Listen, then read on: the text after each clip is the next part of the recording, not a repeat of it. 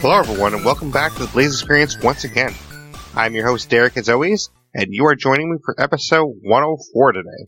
Now, episode 104 is going to be our turn to some State of Decay 2 content. This is a episode I put together that is the top 10 hardest achievements in State of Decay 2, so we're going to get to that in a second. I think it'll be a lot of fun, but before we get to that, some news at the top of the show. Our next podcast, I know I keep mentioning this, but hopefully the DVD podcast is going to be on for next week. I'm still trying to get that Dead by Daylight one sorted out. But, if we don't get it sorted out, you can see that throughout these past weeks, we have plenty of other content to go through. So, if that doesn't happen, I will have something for you next weekend. Don't worry. So, I always have backup ideas, churning that, I can whip out and, have some fun with. So, this was one of those backup ideas. This is a podcast that I have been kind of sitting on for a while, but I decided, okay, now it's finally time to do it. Our next stream is going to be on Sunday. We're actually going to be playing some Dead by Daylight. So Sunday, 12 to 4 Eastern, we're going to be playing Dead by Daylight. Monday, 12 to 4 Eastern, we're also playing Dead by Daylight. And then Tuesday, 12 to 4 Eastern, we're playing We the Revolution Act 3, which is the finale of that game. So Act 3 is the final act of that. And on that Tuesday stream, we might run late on that stream because I want to finish Act 3. So it might be 12 to 5, it might be 12 to 6. However long Act 3 takes me to go through is how long we're going to spend on it. But I'm really excited to finish Act 3 of that game, and I'm definitely excited to play some more Dead by Daylight as well. So that's what we have coming up. And just to remind everyone, you can go to patreon.com/BlaiseXPerience if you want to become a patron. For as little as $5 a month, you can get access to bonus episodes. And for as little as $1 a month, you can get some bonus content as well. And then if you go to teespring.com/stores/BlaiseXPerience, you can check out our merch there. There's pillows, stickers, t-shirts, blankets, a bunch of different things there. So you can check that out as well if you'd like to check that out and get into that. But that being said, I went through all the achievements in the game. There's, I believe, 137 achievements in the game right now for 2050 gamer score, I think it was, something like that. And I do have all the achievements in the game. So there's achievements for the base game. There's achievements for Daybreak in State of Decay 2. There's achievements for Heartland, which is another DLC. And then there are achievements for the free updates, Choose Your Own Apocalypse, and 3 achievements for Zed Hunter as well. So I have all the achievements in the game. So I've been through all these, and I'm going to talk about the ones that I think are the toughest. So even though I say these are the toughest, I do want to put a disclaimer here that none of these are impossible. I mean, I have all of them myself. They are all doable, and you can get all of them. Now, there are some that I think are harder than others, and that's why I made a top 10 list. There are some that I didn't put on the top 10 list that were considered. I'm not going to do honorable mentions this time, but I pretty much had a short list of like 19 achievements. So if, the one that you think is the toughest isn't on here, it probably was on the 9 that I cut. There were 9 that I cut. Most of the ones that I cut were ones that were more tedious to do. For example, Heal Thyself is a Heartland achievement, and in that achievement you have to heal yourself from Blood Plague 100 times. Basically, you have to use a vial of Blood Plague Cure and cure yourself of Blood Plague 100 times. That's really not that hard to do. Just is very tedious. So I did have that on the short list, but on my final list, I did not have many achievements that were tedious. There's a couple on here that are kind of tedious ones, but not too many. All right, so let's just get into it then. So number 10 on the list, we have Cargo Cult. This one is build a Clio relay facility in your home community. This is from Daybreak. So you'd obviously have to have Daybreak in order to get this achievement. And this is one of the ones that I would consider a tedious achievement because building a Clio facility in your home community isn't hard in itself. Just the hard part of this is you have to get the Clio core unlocked in Daybreak, and then you have to go into the base game and call in a Red Talon trader and buy the Clio core and then put it into your base. That's the hard part, is grinding to get that Clio core, because the Clio core is actually the very last unlock you get in Daybreak. So the hard part of this is not actually doing what the achievement says, it's doing the steps before you get to the achievement, basically. because in order to get this, you have to get all the Daybreak unlocks. You have to get the Clio Core, which is the last unlock. Then you have to go into the base game, call a trader, pay 4,000 influence, or not influence, but prestige, sorry. And then you actually can put it into your base. And the other trick with this too, the reason why I included this on the list, I didn't include some others, like I will spoil right now, Guilty Spark is not on my top 10. Guilty Spark is the one from Daybreak where you have to do 343 ways of Daybreak. To me, that is not worthy of the top 10, just because you could literally do 2 waves of Daybreak, then die. 2 waves of Daybreak, then die. Like, you could literally get the achievement by never even making it to a full Daybreak. And that's why I didn't think that was worthy of the top 10, because technically speaking, yes, it would take you longer to do it, but you could lose on wave 5 every time and still get the achievement eventually. So it's more of a grindy achievement, and that's why I didn't think Guilty Spark deserved to be on here, because it's really not hard to get it. It's just whether you have the willpower to get it. That's basically what that one is about. In Cargo Cult, building this Clio facility, it's technically about willpower, a good portion of it, but it's also about skill in some degree as well, because when you get towards the end of your Daybreak unlocks, you actually have to start winning Daybreak in order to unlock things. So for the last, I think it's the last 3 to 5 unlocks, the Clio Core being one of those, the only way you're going to unlock stuff is if you actually get a Daybreak victory. So if you lose on wave 6, you're not getting this unlocked. So in order to get the Clio Core, you have to get all the other unlocks and then keep winning Daybreak. So you have to win a Daybreak and then you get it unlocked. Now, obviously, winning a Daybreak isn't hard for a lot of people, but it does make it a little bit more difficult to get this achievement, because you have to win so many Daybreaks in order to actually get the core unlocked, and then you have to do the steps in the base game to put it into your base. So that's why I feel like this deserves a spot in the top 10, albeit, 10th place, but I do think it is a tougher achievement to do just because of all these steps and all the work you have to put into it. So moving on, number 9, I have Throw Your Love Around, which is reach maximum morale while in Dread Zone or Nightmare Zone, which is from the Choose Your Own Apocalypse free update. This one, I think, some people might think is harder than it actually is. I don't think it's really that bad, because basically with this one, it's about properly managing your base. So what you have to do with this one is, whether you're in Dread or Nightmare, you have to set up your base properly and then keep pumping morale up with different things. So you can pump up morale by destroying all the plague hearts in your map. You can pump up morale by having no infestations. You can pump up morale by having a lounge in your base, which you can use the lounge to use a game console and play games. You can pump up morale by having other mods installed into your facilities. There's lots of things you can do to pump up morale. It depends on the facilities you have. It depends on what you've already done in the game. It depends on if somebody, died recently in your game, if you have infestations. A lot of these factors come into play, and it's basically, I see this achievement as more of a math problem for me. Getting to maximum morale, it's more just strategically deciding, okay, I need to get to 100 morale, so I'm at 90. What can I do to get 10 more morale? Oh, I can install a game console here in this lounge, and then, hit that real quick. And a lot of these involve stacking multiple morale on top of each other. Like, for example, if you have that lounge installed, there's a lot of functions in the lounge where you can play games and things like that. You just hit all of those, so you play games, you go back, do another one, go back, do another one. There's 4 different functions in there that actually increase morale.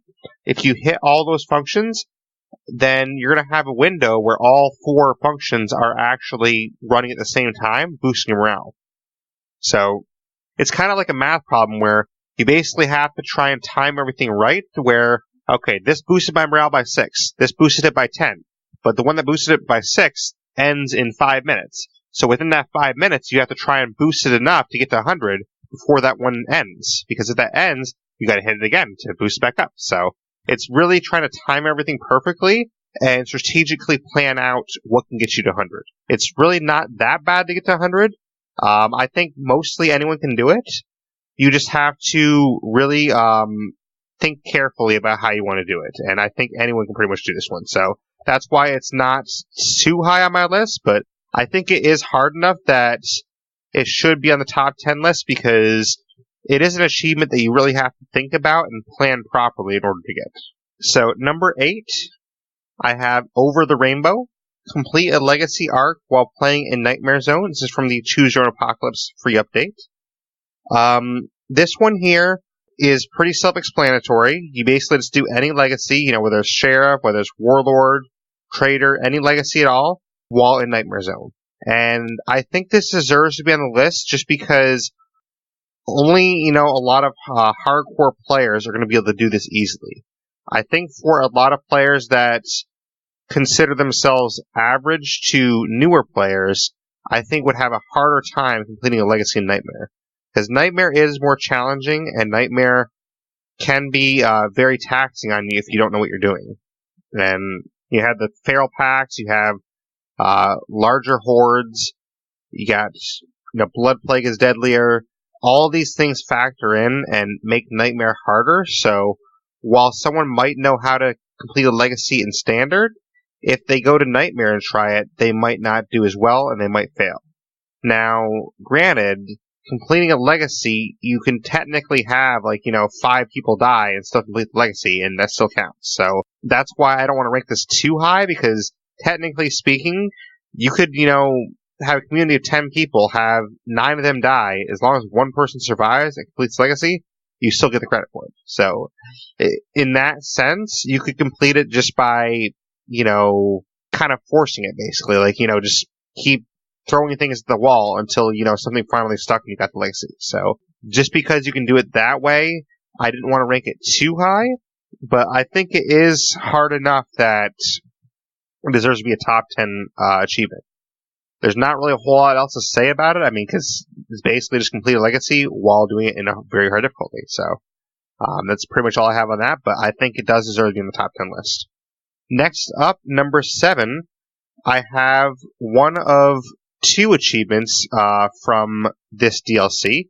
This is coming from the Heartland DLC, and I have The Walls Came Tumbling Down, which is destroyed 20 plague walls in Heartland from the Heartland DLC. So this one, I think, is another one that is sort of grindy a little bit, but it has a little bit more skill involved, because destroying the plague walls, it is a more challenging feat than destroying a plague heart. And basically, by destroying 20 plague walls, you would pretty much have to do the gauntlet a bunch of times. There is the plague wall that you can hit at the plane. So I guess technically speaking, you could hit the plague wall, 20 times and get credit for it that way, but that's going to be a very boring way to do it. So I think most people are going to have to face the gauntlet several times in order to get this done. And the gauntlet can be very challenging, especially at first. You have juggernauts rushing at you, you have ferals, you're in a confined area where there's not really a whole lot of room to run. Some of the walls have very few spots where you can get on top of to kind of get safe. And for that reason as well, it makes it more challenging. Then there's the fact that you have to have plague busters in order to actually open the wall up and fire at the wall itself. So you can't just fire at it like a regular plague heart. So honestly, destroying 20 walls, it's kind of more of an attrition one where eventually you can get it done. You can use friends to help you out in this one, so friends can kind of carry you to this one if you had to. But I think it is a challenging achievement and deserves to at least be on the top 10 list. I might be ranking this one a little bit too high.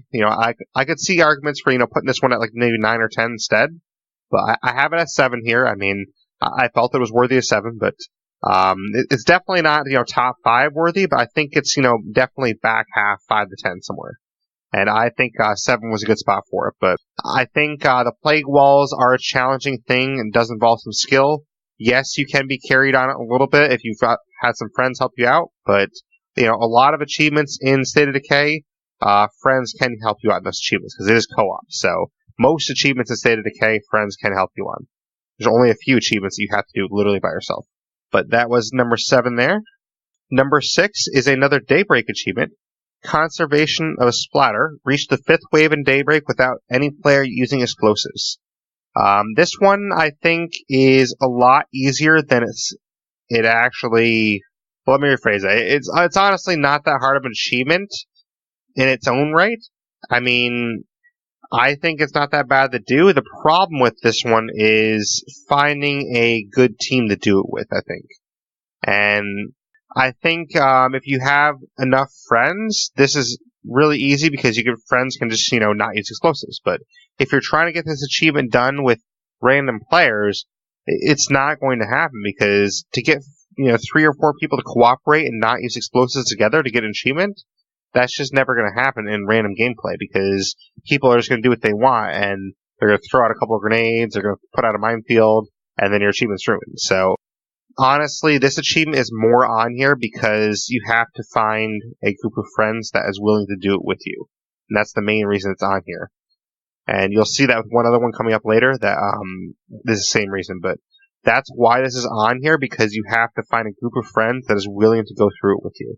And that doesn't sound like a hard thing to do, but for a lot of players out there, I think it is a little bit harder to do because a lot of players out there, they might not, be as willing to make friends, or they might not want to play with friends as much. Maybe they want to play solo only.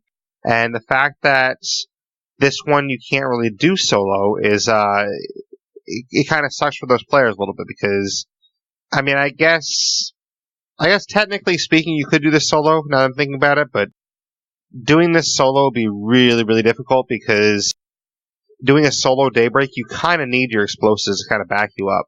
Because, you have just yourself there with 2 AI, and those explosives, you kind of need them to back you up. But I guess technically, if you're a super good player, you could do a solo daybreak with no explosives at all. So you could do that. But I know personally, I probably couldn't do a solo daybreak with no explosives. There are people out there that could do this, but that's one of the things I struggle most with, honestly, is solo daybreak. Most of the things in the game I can handle pretty well. Solo daybreak is probably my biggest weakness in the game. But moving on, we had number 5. Number 5 is True Grit. Survive until day 100 while playing in Dread or Nightmare Zone. This is from Choose Your Own Apocalypse free update. Now, this one, if you got it before the update that fixed the achievement, it was one of the easiest achievements ever because when this achievement first came out, say you were at like day 99, if you had a day 99 standard community and you switched the day 99 standard community over to Nightmare and went one more day, the achievement would pop. So this achievement used to be really, really easy to get because of that kind of loophole, but now it is fixed, so you have to actually survive 100 days in Dread or Nightmare specifically. So if you survive 50 in standard, then you'd have to go to 150 in Dread or Nightmare if you switch that community over. So it is fixed now, and because it is fixed, I think that warrants it being top 5 here. Now, Dread or Nightmare are both very difficult, very challenging, and this one is kind of, one of those War of Attrition achievements a little bit. By itself, surviving, a few days in Nightmare or Dread isn't that bad, but extending that over 100 days, that takes a lot of commitment because you have to really commit to, okay, I'm going to survive 100 days, I'm going to get this done, and you have to keep playing, and in theory, it's not that bad because say you survive 1 day in Dread or Nightmare, you're basically just multiplying that 100 times. So as long as you can survive 1 day in Nightmare, you can survive 100 days in Nightmare. But, every day in the game brings something different, and you might find different challenges where, you come across a pack of ferals that, chase you down when you're in a bad moment, or you come across a couple of juggernauts together, come across a big armored horde that, you weren't expecting. So things can come up that you don't really expect as much, and it could catch you in a bad spot. And it makes it definitely harder to survive this. But I think it deserves number 5 and not too much higher, just because in theory, if you can survive 1 day, like I said, then you can survive 100 days. It's just having the willpower to move through it all and, really make sure you get the achievement. But skill-wise, as long as you can survive in Nightmare or Dread at all, then you could get this achievement. It just takes you a while to do. But moving on to number 4, this one is The Moral High Ground is Mine. Reach the 4th wave in Daybreak without any player using guns. This is in Daybreak. This one you cannot do solo, and that's why it ranked a little bit higher for me, is you literally can't do this solo. You need to do this in multiplayer, because the AI shooting guns will count against the achievement, and it won't pop. So you have to do this with multiplayer, and you have to do this with friends. And Again, it's kind of the same thing with number 6 here. You have the conservation splatter. Basically, the challenge here is not really doing the achievement itself. It's just finding the right group of friends to do this. Because if you have one friend that picks up a gun and uses it, then the whole achievement's ruined. So you have to basically find a group of friends, 3 or 4 people that will get together with you and just, knock this achievement out and agree not to use guns. Honestly, doing it itself is not that bad. I mean, meleeing the first 3 waves, that's really not that bad at all. I mean, I've done several times melee-only daybreaks where you go all 7 ways, just melee only. So doing 3 waves is nothing. But, I mean, the problem is finding the right group of people who will, sit with you through that and not use guns on purpose just to make sure you get the achievement. So that's more of the challenge here. Now, for a lot of people they know are well in tune to the community, it probably might not be that hard to find people, but I do think of those people that aren't as well connected as well that, might be listening to this at home that, they just play by themselves usually, and they might not have the people to get together with them to do this achievement. So that's kind of the people that I'm thinking of when I say this too. Alright, so moving on, we have number 3. And these top 3, there's one actually from 3 different DLCs, basically. This one is tried and tested. This is complete the legacy arcs for all 4 leader types in Dread or Nightmare from the Choose Your Own Apocalypse free update. This one, I think, it's pretty self-explanatory what you have to do. You have to just do every legacy in either Dread or Nightmare. It's honestly not that bad if you're a super veteran player and you know what you're doing, but if you are average to new at the game, I think this could be pretty challenging for you because you have to do every legacy in 2 of the harder difficulties. So, number 8 we had just do 1 in Nightmare. Number 3 here on the list, you can do it in Dread, yes, but you have to do all 4. So you can't just stop at 1. You have to do all 4. So this is one of the ones that really takes a big commitment from the player, and you have to really commit to, okay, I did the Sheriff on Dread, and now I'm going to go do the Warlord, and keep it going. And you have to actually have the willpower to really get through this and just go, okay, I'm going to hunker down, I'm going to get all 4 of these legacies done in a harder difficulty, and I'm going to get this done. And the nice thing is your friends can still help you with this. You can have some friends jump in with you and give you a hand in Dread or Nightmare, so that will help you out. But I do think for a lot of people this is going to be challenging enough where a good chunk of people don't have this achievement, because if you don't really have if you don't care enough about getting the achievements, this is probably going to be one that you miss, because this is one of the achievements that it really takes a lot more effort from the player to get. So if you're not, super gung-ho and getting all the achievements, then you might miss this one fairly easily. So number 2 on our list here is I Was All By Myself. This has reached the 6th wave in Daybreak in single player in the Daybreak DLC mode. This one is honestly a pretty hard achievement for a lot of people. This was hard for me as well. I have done solo Daybreak before, but it's not something I'm very good at. I will freely admit that, and I will freely admit that this is one of the harder achievements for me personally too. This is one you really have to, have the right strategy, the right setup to do. And there are people in the community that can easily do this. There's several people that are really, really good at solo Daybreak, and they can easily do this achievement. But if you're not one of those people, then this is going to be sort of a challenge for you. I think there's only, maybe probably about 10 to 15 people in the community that could really do this easily. And then other than those 15 people or so, this is probably going to be a struggle for a lot of people to do this one. So honestly, the achievement is pretty self-explanatory. Just get to wave 6, and that's all you got to do. But it's solo, and solo in Daybreak is pretty tough because you have just yourself with 2 AI that don't really do a lot to help you. And, this can be a challenge. So I think it definitely deserves to be number 2. I could see why for some people, maybe if you're one of those people that has easy time at solo Daybreak, I could see why this would rank lower, but I don't think anyone could really keep this off of their top 10 list, though. I think this has to be on every top 10 list for toughest achievements, because it is an achievement that does take some effort to get.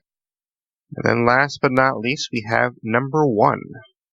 So number 1 on our list is Shots in the Dark. Find all 6 Echo Labs ranged weapons in Heartland from the Heartland DLC. This is, hands down, far and away, the hardest achievement in State of Decay 2. This is the one achievement that, whether you're the most skilled player in the game at all, even if you're the top of the top, you're the best player in State of Decay 2, this is still a hard achievement for you. And the reason why is because this is the only achievement in the game that depends absolutely 0 on skill, depends absolutely 0 on willpower, depends 0 on anything other than RNG. That's all this is about, is RNG. And that's why it's the hardest achievement in the game, because you could be the most skilled player in the game, you could have the most willpower, you could play the game every single day of your life and never stop, and you could still not get this achievement for several times. I heard that someone in the community, it took them like 13 tries to get this achievement. Myself, it took me 7 tries to get this achievement. And the reason why this one is so hard is because finding 6 Echo Labs ranged weapons, that doesn't sound that bad, but you have to find them all in the same exact playthrough. And the problem with that is not that, okay, it's just finding any random gun. These are 6 specialized guns. They only show up in specialized containers. And there's very limited containers that can actually contain these guns in Heartland. A lot of them are located right near the Plague Walls. So a lot of them are located near that Gauntlet area. There's a couple of locations on the map that do include them, but I used to have all the stats on me. I don't remember them offhand, but I think there's something like 20 potential containers to have these guns. And of those 20, you have to find 6 of them that have 6 different guns. It's not just, okay, I found the Echo shotgun 5 times, now let me find 1 Echo pistol and I'm good. You have to find all 6 different guns out of a really low chance already. So not only do you have a low amount of containers that have these guns, that's the first problem here. The second problem is you have to find them all in the same playthrough, so you can't get, one gun this playthrough, the next gun the next playthrough. Then the next problem is, of these 20 containers, you're probably going to find duplicates a lot. If you find 3 Echo shotguns, that's hurting your chances because you're already finding all these Echo guns and you're not finding the ones you want, because you have to find all 6 different ones out of these 20 or so containers in the map. And you have to know exactly where all 20 containers are, or you're running your chance to see more. I mean, say you don't know where 5 of the containers are. You just hurt your chances by a lot. You just knock down your chances so much to, just 15 containers now. And 20 might not be the exact amount, but it's around that. It's somewhere in that ballpark. I forget the exact amount of containers that you can, or locations you can have, but there's very few locations, basically. I mean, if I was on the map right now, I could go through and find them all. I remember where they all are. Just off the top of my head, I can't remember how many containers or how many spots, I should say. Because containers is probably a bad way to put it, because technically if you go to one spot, it could have, 5 containers, and the next time you go to that spot, it could have 3. So, I mean, I guess containers is a bad way to put it, but locations is a better way to put it, so I apologize for that. So, there's only 20 locations or something like that actually could have it, and that just makes it really, really difficult. So, for example, one time out of my 7 that I failed, I found literally 7 Echo guns the entire time. So out of every container on the map, I found only 7 Echo guns, and in order to get the achievement, which I didn't that particular time, but in order to get the achievement, I would have had to have 6 of those 7 guns be different. Do you know how astronomical those odds are to have, out of only 7 Echo guns I find, 6 of those Echo guns be different guns? That's really, really, really bad odds. So, the odds of getting this achievement are so horrible, and this is the one achievement that I really wish Undead Labs would do something to fix, because this is a really broken achievement where you basically just have to hope and pray that you're going to get the achievement. That's the only thing you can do. You can't do anything other than hope and pray. That's it. Because you could, keep going back to the map, keep searching, and still not get it. I mean, when I got my 7th try, like, try number 4, 5, 6, and 7, I literally did not even play Heartland. I just went to try and get the achievement, and that's it. So I literally just went to every single spot, every single container that had these guns, tried to find them all. Nope, didn't get it. Okay, let's start a new Heartland game. All right, let's go to all again. Nope, didn't get it. Okay, start a new Heartland game. That's what I had to do. And somebody had to do this 13 times. I feel even worse for them. I mean, I had to do it 7 to get the achievement. Somebody had to do it 13 times. And there's probably people out there listening to this, maybe they had to do it 15 times. Like, but this is just such a huge waste of time to have to do all that work to depend on RNG to give you an achievement. Like, I can understand, like, you know, the clothes that just got entered into the game. You know, okay, I really want this jacket. Well, you have to depend on RNG to, you know, find that jacket, you know, or you have to depend on RNG to find this outfit that you wanted. That's fine because that doesn't affect your achievements at all. You know, this is just part of the game. You have to just, you know, hope that you get the outfit that you want for the clothing. But that's not tied to any achievements. This Shots in the Dark is an actual achievement. So you're literally depending on RNG for an achievement. And that's why I will always, always believe this is the hardest achievement in State of Decay 2, because there's no skill involved, there is no planning involved, there's no willpower involved. Well, I guess there's willpower enough to, you know, defy the RNG, but I mean, that's not really the willpower you want. Like, it's not grindy. I mean, I'm fine with some grindy achievements, you know, like the 343 Waves one in Daybreak.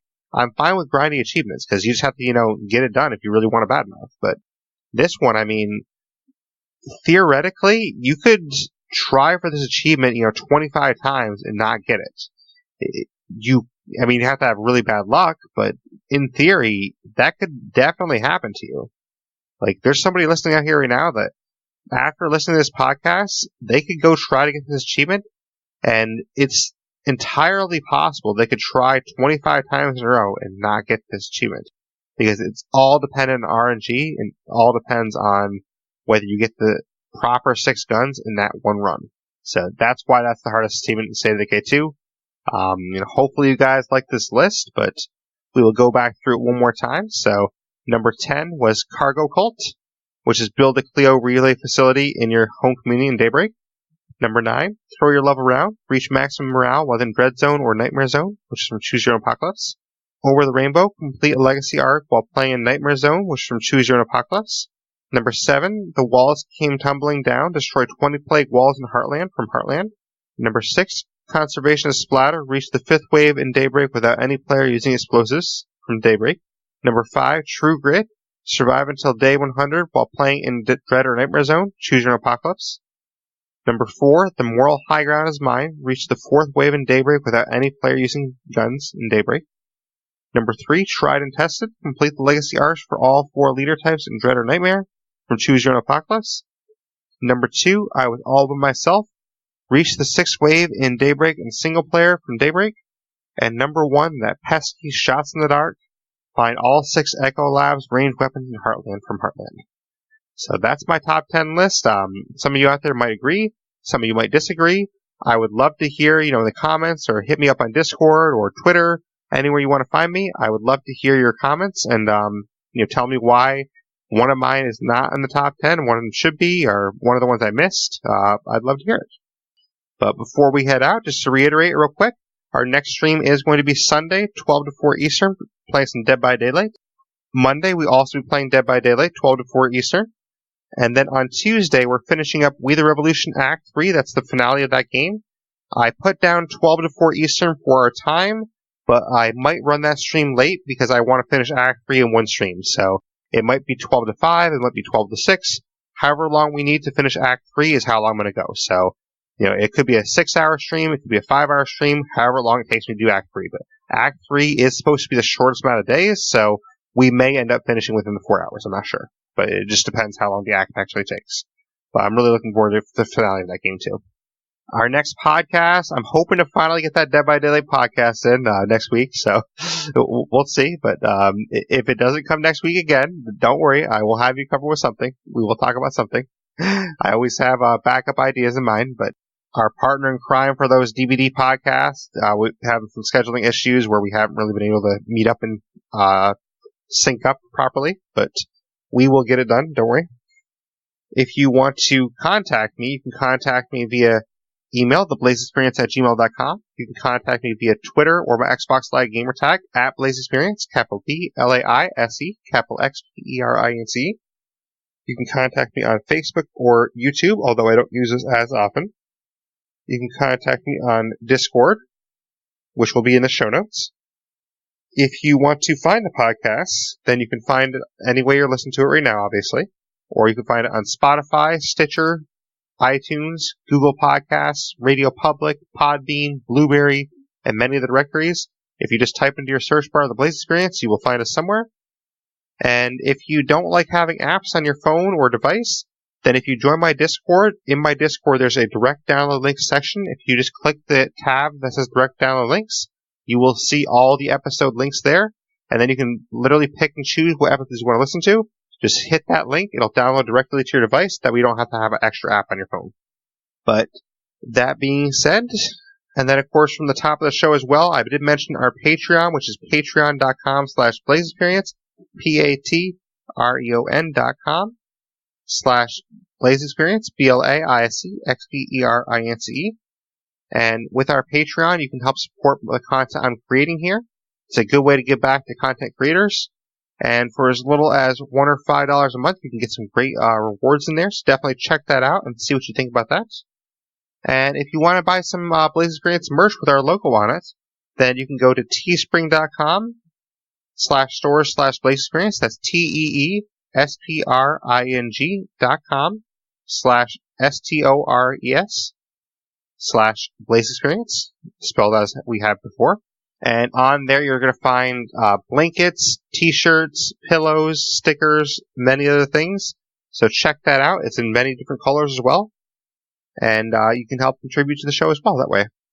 But I do appreciate you all listening, so thank you very much. And I will see you on Sunday for the stream, or I will see you next weekend for the next podcast. So thank you, everyone, for listening to the Blaise XPerience.